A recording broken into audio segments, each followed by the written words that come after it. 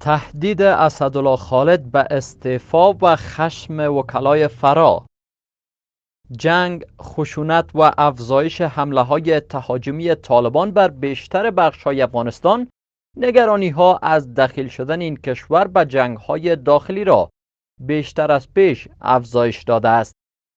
طالبان در یک هفته پسین توانستند با استفاده از گزینه‌های نظامی جغرافیای زیادی را در ولایت‌های کشور به دست بیاورند.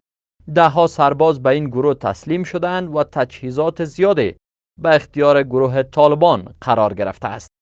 اما در کابل وزارت دفاع ملی جنگ را محدود کرده است. وزارت دفاع ملی با نشر خبرنامه‌های بی‌پیشینه مدعی شده که روزانه به گونه میانگین دست کم 50 طالب کشته می‌شوند. سخنگویان وزارت دفاع ملی نیز به جای پاسخدهی به رسانه‌ها اکتفا کردند به فرستادن خبرنامه و بس. حالا توانایی و مدیریت جنگ از سوی اسدالله خالد وزیر دفاع ملی به شدت پرسش برانگیز شده است.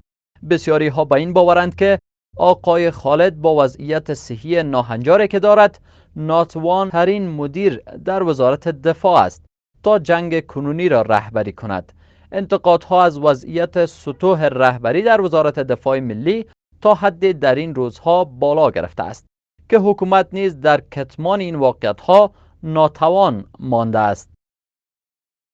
در کنار آن طالبان در دو جبهه جنگ گرم و سرد به گونه بی‌پیشینه دست به جنگ جبهه‌ای زدند و روش‌های جنگیشان را در سراسر افغانستان گسترش دادند. اما حکومت به جای مدیریت این جنگ از طالبان می‌خواهد تا جنگ را کنار بگذارند. در اوج این گیرودار سقوط بخش‌های مهم در ولایت‌های کشور اعضای مجلس را خشمگین کرده تا آنجا که آنان خواستار استعفای بی قید و شرط اسدالله خالد شدند.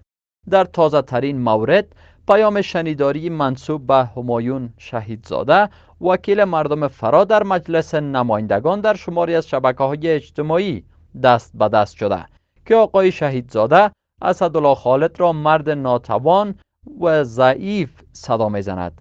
در این پیام آقای شهیدزاده از اسدالله خالد می‌خواهد تا هرچه زودتر از مقامش کنار برود و بگذارد تا فرد توانای مدیریت این جنگ را بر دوش گیرد. آقای شهیدزاده که از سقوط بخش‌های ولسوالی جوند فراش شوکه شده است به اسدالله خالد میگوید: بسیار وزیر صاحب آدم بی‌کفایت هستی، بسیار آدم بی ظرفیت هستی. استعفا بدی اگر صلاحیت نداری، کفایت نداری، ظرفیت نداری. از سر شما برات پیام میدم، زنگ میزنی که ولسوالی سقوط میکنه، ولسوالی سقوط میکنه. 200 پرسونل زدی که شهید شد و زخمی شد و تسلیم شد.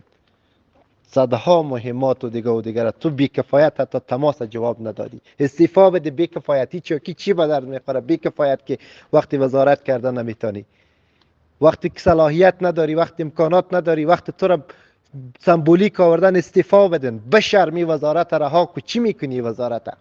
ما به حیث نماینده مردم چی جواب بدهیم به این مردم؟ بشرم وزیر داخله، صدای مرا به ملتم میرسانم. ما به حیث نماینده مردم و فرا وکیل مردم و فرا شهیدزاده هستم، برات پیام ماندم. بشرم وزارت نمیتونی، کفایت نداری. از سر شام است که به تو بی کفایت پیام میدم، تماس میگیرم که ولسوالی سقوط میکنه. تو هیچ اقدام نکردی. هیچاکی چی به درد میخورند؟ به فکر ملت باش. این خون همه شهدا، خون همه بچهای مردم به گردن توست. بی کفایت. اما حکومت به جای مدیریت جنگ و تمرکز بر پایان دادن به بحران درگیر زدوبندهای داخلی است. هرچند مشاور شورای امنیت ملی افغانستان تاکید می‌ورزد که تلاش‌ها برای مهار این جنگ فرسایشی ادامه دارد، اما شماری از آگاهان نظامی به این باورند که حکومت افغانستان در وضعیت کنونی توانایی مدیریت این جنگ را ندارد و این کشور در یک قدمی جنگ‌های داخلی قرار دارد. همزمان با این شماری از افراد وابسته به داعش مسئولیت حمله بر هزاره ها را در کابل به دوش میگیرد. در تازه ترین مورد پس از حمله مرگبار بر دو موتر نو تونس در حوزه های ششم و 13 شهر کابل که دست کم 5 غیر نظامی مشمول 2 بانوک کارمندان افغان فیلم بودند، دست کم 5 تن جان باخت و شماری هم زخم برداشتند.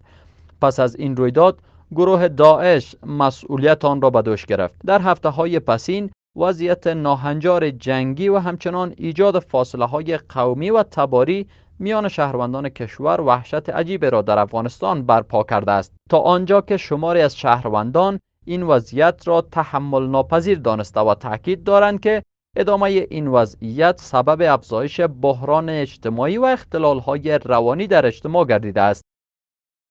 با این همه ناتو و امریکا که در چند قدمی پایان طولانی ترین مأموریت جنگیشان در افغانستان هستند، تاکید می‌ورزند که برای حضور و ادامه مأموریت‌های دیپلماتیک در افغانستان باید برنامه جدی به منظور حفظ فرودگاه کابل روی دست گرفته شود.